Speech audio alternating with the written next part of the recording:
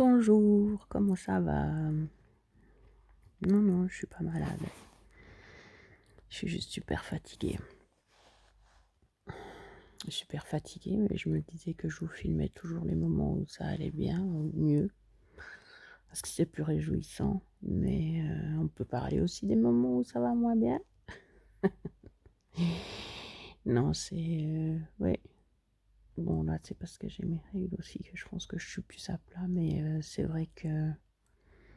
C'est vrai que je suis souvent fatiguée, puis que ça fait partie aussi de la maladie. J'ai vu que le syndrome du côlon irritable, ça pouvait aussi provoquer ça.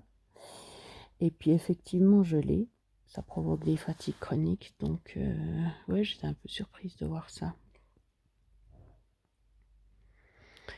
Je voulais donner des nouvelles par rapport à Risperidone aussi parce que j'ai été voir le rhumatologue et puis je lui ai parlé justement de ce problème que toutes les 2 semaines, ça faisait un certain effet, etc. Et puis il m'a dit un truc incroyable, c'est qu'effectivement, les Français l'utilisent comme ça, c'est-à-dire que toutes les 2 semaines, ils l'arrêtent pendant 2 jours ou 2 nuits, parce qu'au bout de 2 semaines, il y a un effet bizarre qui vient, et puis la même chose, 2 nuits, parce qu'au bout de 3 nuits, ben, on commence à avoir mal.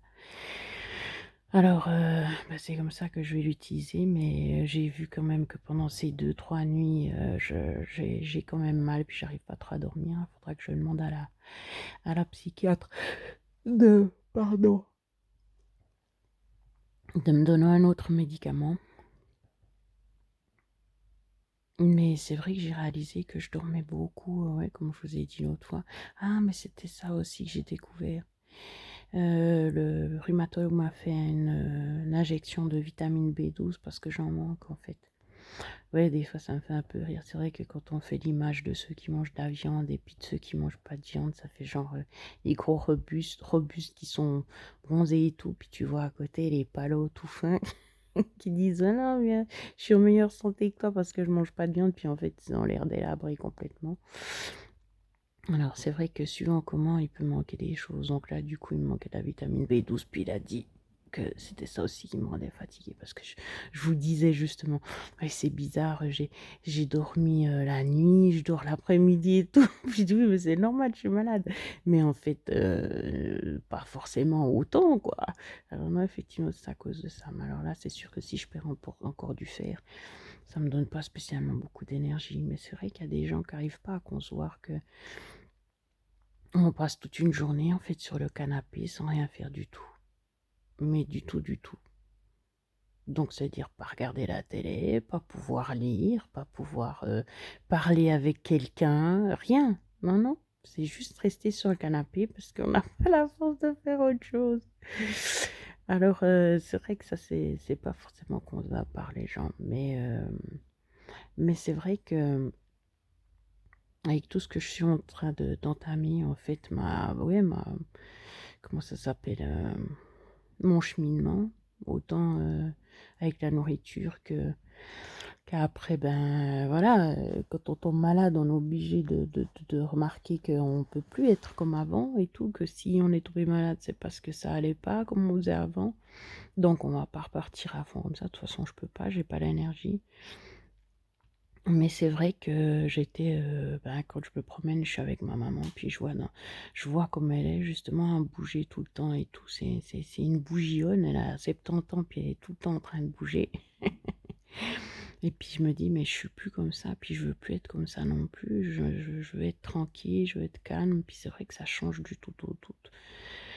Et puis, mais alors que ça me fait du bien justement, les méditations et tout, ça me pose, ça me calme, ça change quand on ouais, même pour toutes les idées qu'on peut avoir en tête ou pas. Des fois même quand on est tellement fatigué, la mémoire qui marche pas, alors c'est vrai que ça repose, hein, parce qu'on n'a pas 1000 choses en tête qui restent, pour dire. Donc ouais, c'est un cheminement que je trouve, agréable en fait.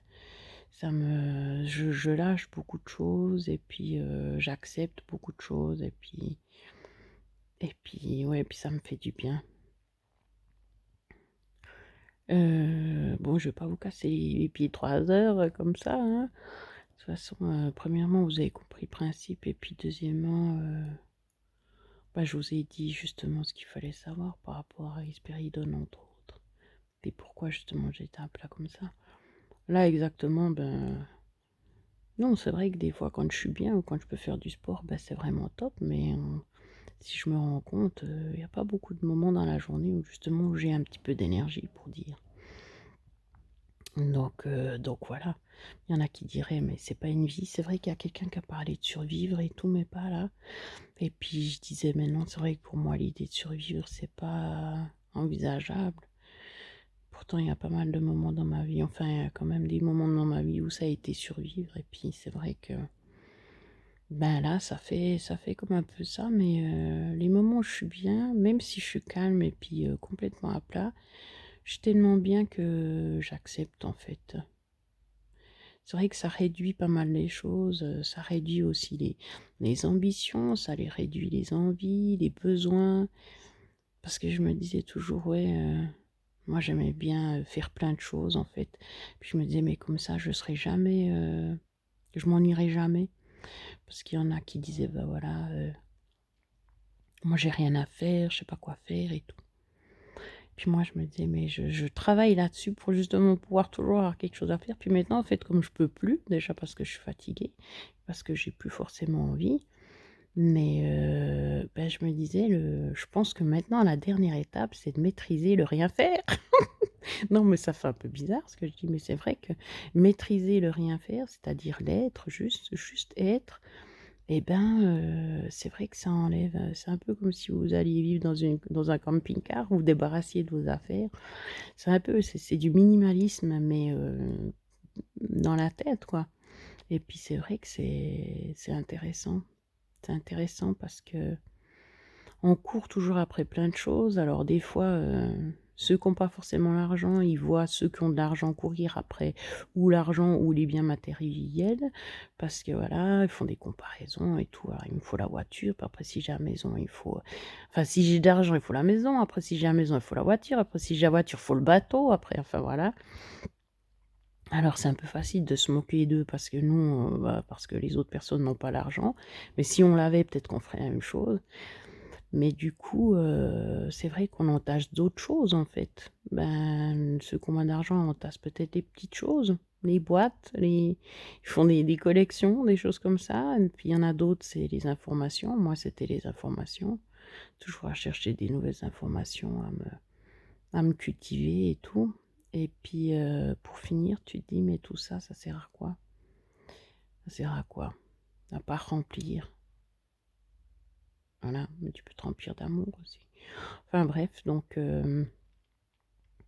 c'est vrai que le minimalisme à ce niveau-là, c'est aussi intéressant de maîtriser ça, de voir que tu peux maîtriser, ne rien faire en fait, et puis être bien, juste bien.